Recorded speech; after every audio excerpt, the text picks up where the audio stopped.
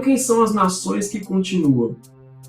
Vamos lá, vamos construir um raciocínio degrau por degrau. Nos parece haver dois grupos bem distintos, certo? Quem seriam esses grupos? Primeiro grupo, os da besta, com a sua marca.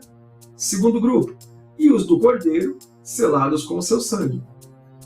A partir do capítulo 13 de Apocalipse, nos parece claro dois grupos distintos, os que são da besta e os que não são, os que são do cordeiro e os que não são. Os opostos, né, que estão ali se preparando para essa batalha que ocorre no capítulo 19. Na verdade, Jesus esculacha geral, porque não tem batalha. O fato dele estar presente, a manifestação dele, é suficiente para derrotar seus opositores. Continuando o raciocínio, temos dois grupos, né? Se Cristo busca os seus, e aqui estamos falando de arrebatamento, né, a ceifa e a vindima, logo sobra os da besta, que receberam sua marca. Aqueles que cederam à tentação, que foram seduzidos pelo poder no capítulo 13 e aceitaram a marca da besta. Então, os derrotados aqui no capítulo 19, devido à manifestação de Cristo, né, a espada afiada saindo da sua boca, que é a palavra de Deus, os profetas, né, conforme dito em Oséias, os derrotados aqui são todos os que não são de Cristo, certo?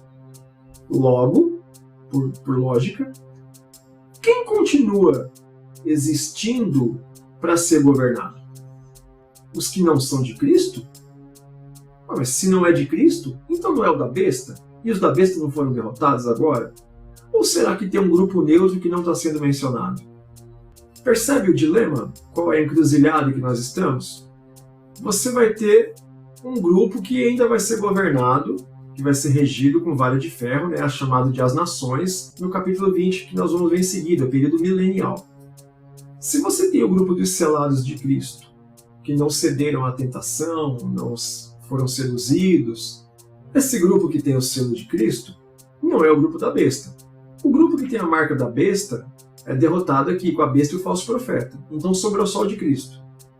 Esse grupo que está de Cristo é a nação que vai ser regida pelos que têm o selo de Cristo no milênio, que vai reger eles com vara de ferro?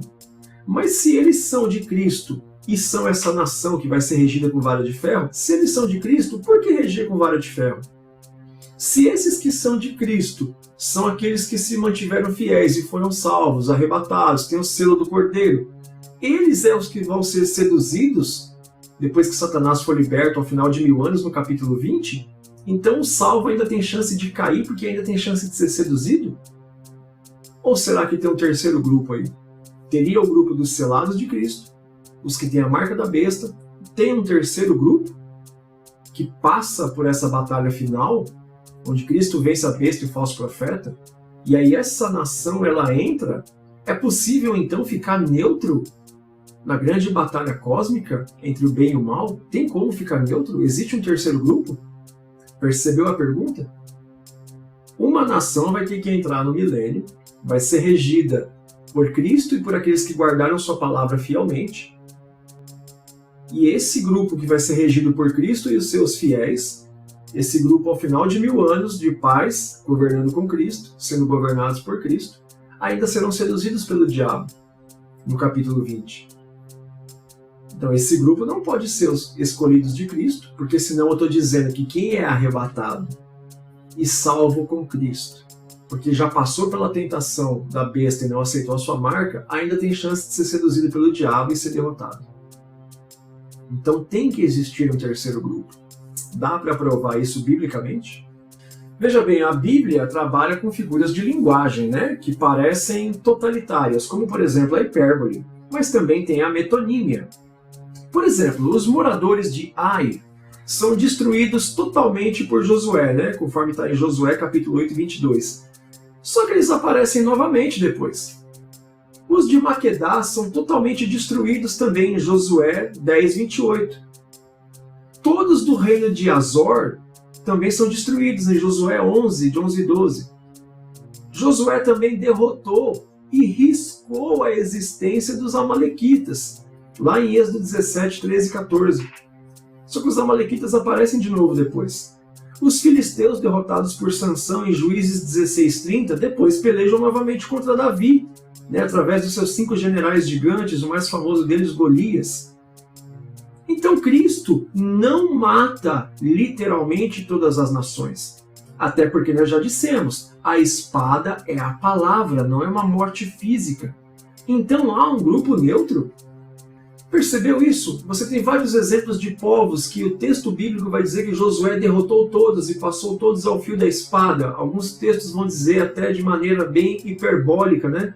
As crianças que mamavam, né? As crianças que mamavam, que amamentavam, mulheres, bebês de peito. Então dá a entender que Josué matou todos, não sobrou ninguém para contar a história, mas essas nações depois aparecem novamente.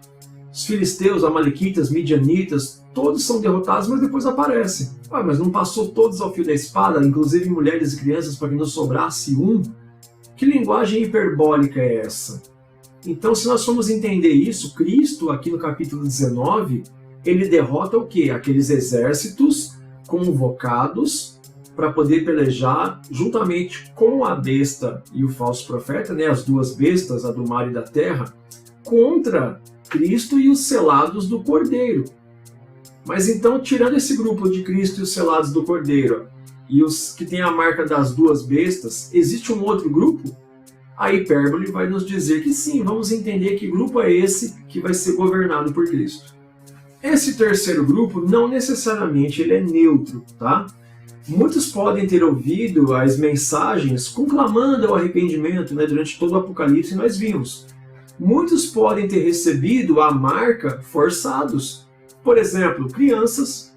Por exemplo, povos mais simples de aldeias, povoados mais humildes, sem muito acesso à tecnologia, civilizações, povos inteiros que não tiveram contato com a civilização.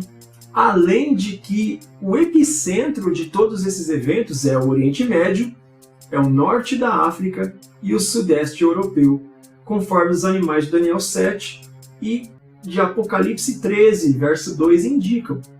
Os textos eles dão especial ênfase aos reis, príncipes, tribunos, fortes, homens de guerra, né, generais por causa da menção de cavalos aí, né, que a gente já explicou, donos de escravos, indicando aí grandes empresários e bilionários, né, ou seja, homens que ditam o rumo da nação. É contra esses que é feita a peleja de Jesus no capítulo 19. Então, por exemplo, aqui vai dizer que toda a terra era seduzida pela marca da besta. Mas nós devemos entender que existe grandíssima probabilidade de que, por exemplo, tribos mais remotas, sem contato com a civilização, fiquem alheias a essa sedução da besta.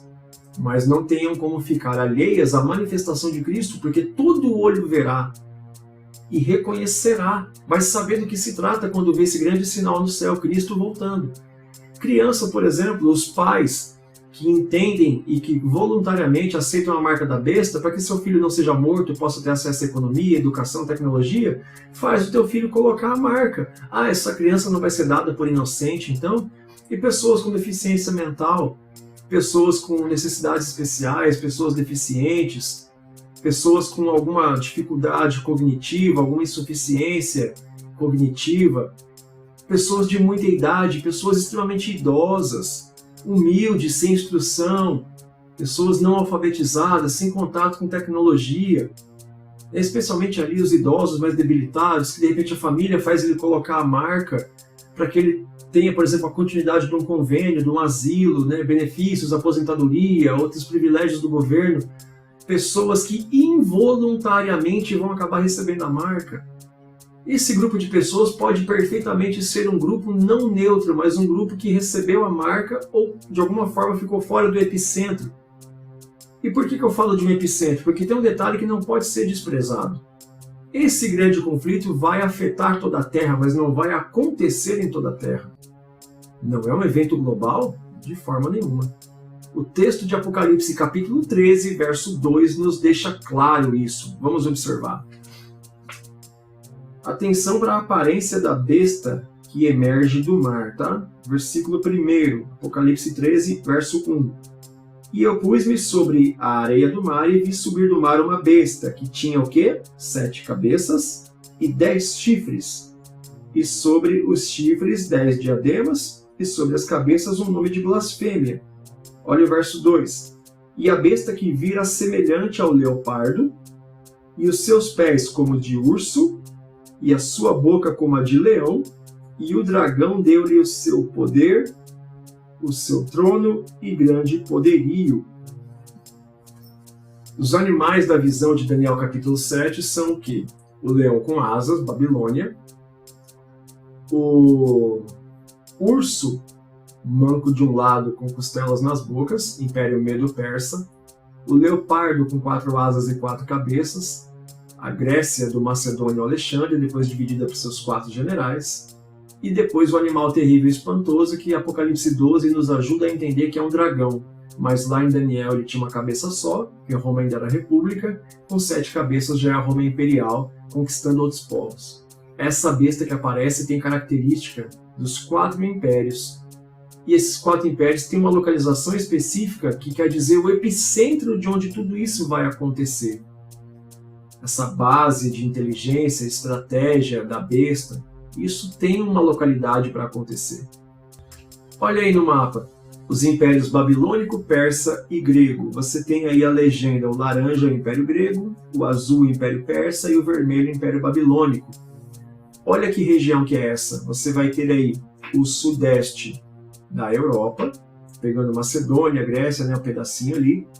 Você tem aí o norte da África, onde você vai ter especialmente o Egito, e você vai ter o Oriente Médio, né, que foi chamado de Ásia Menor por um tempo ali, que é o Império da Média.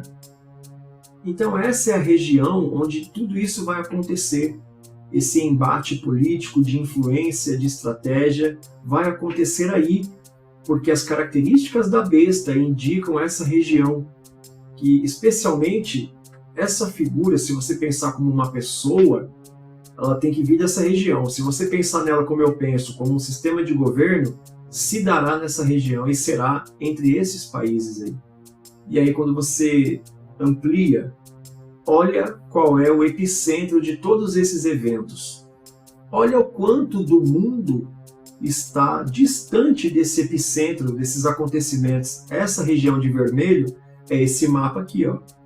Esse mapa circulado com as rotas do Império Grego, Persa e Babilônico é essa região que está de vermelho no mapa aí, ó.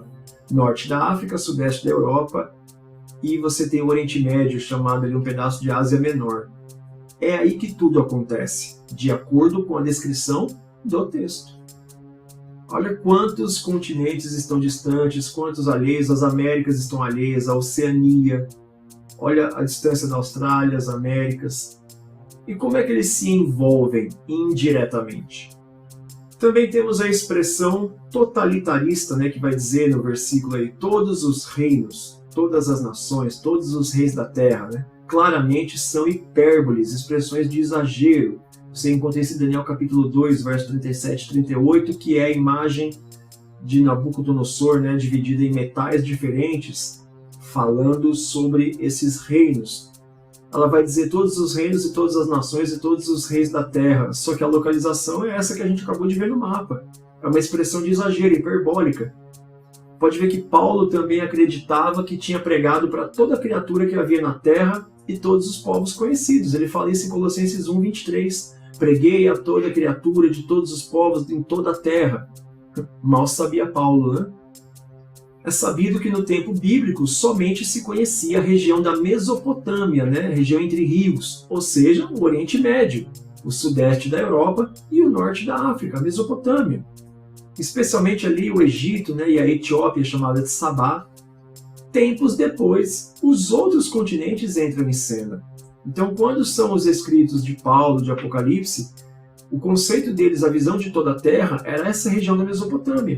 E é onde se dá todo o epicentro desse acontecimento da grande batalha. Vai afetar os confins da Terra indiretamente. Nós vamos entender, fique tranquilo que nós vamos entender como afeta. Para você ter uma ideia, a América foi descoberta em 1500, chamada de Novo Mundo, né? Já que a Europa se intitulava Velho Continente, né? E a Oceania foi descoberta no final dos anos 1800, chamada de Novíssimo Mundo. A Europa era chamada de Velho Mundo. Quando o texto bíblico é escrito, né, o Novo Testamento especialmente, não tinha esse conhecimento de América, de Oceania, e a visão mostrou o epicentro sendo na região da Mesopotâmia. Então fica mais claro entender os povos que entrarão no milênio. Nós temos a figura de linguagem que expressa a parte pelo todo, chamada de metonímia. Para a gente entender isso aqui, então, por exemplo, se o presidente do Brasil se envolve nas articulações do governante mundial, né, podemos entender aqui como anticristo, logo se diz na linguagem bíblica que a nação brasileira está articulando com o mesmo. Entendeu o exemplo? Biblicamente, vamos supor, o presidente do Brasil faz aliança comercial com o anticristo. Na forma bíblica de escrever isso, vai dizer que o Brasil se aliançou com o anticristo. Por quê? Porque o seu representante máximo fez aliança. Não quer dizer que todo brasileiro se aliançou com o anticristo. Da mesma maneira, entendemos que se o presidente brasileiro for derrotado juntamente com o anticristo, na linguagem bíblica, na forma bíblica de dizer isso, né, se diz que a nação brasileira foi abatida juntamente com a besta. Mas nós sabemos que restou população brasileira viva para entrar no milênio, independente do presidente ter sido derrotado. Ficou claro esse exemplo de metonímia? Biblicamente, se eu falo o presidente da França se aliançou ao anticristo, na forma bíblica se diz que a França está do lado do anticristo. Se nós dizemos que o grande líder da França foi derrotado com o anticristo, a forma bíblica de dizer isso é metonímia, a parte pelo todo. A França foi abatida junto com o anticristo. Mas na verdade a gente sabe que o seu líder foi derrotado, a população francesa está lá. Ficou claro isso? Por isso que quando esses grandes governantes caem, são derrotados junto com o anticristo, não quer dizer que todos os povos da sua nacionalidade, da sua nação, do seu país, foram mortos juntamente. E é esses que entrarão no milênio para ser governados, principalmente por causa da questão que eu falei da involuntariedade. Muitos vão ter a marca de maneira involuntária, crianças, pessoas com deficiência, idosos, pessoas muito debilitadas, sem instrução.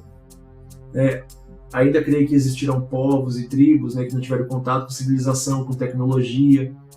Esses todos entrarão no milênio porque vão ter conhecimento do Cristo manifestado quando vier na sua segunda vinda.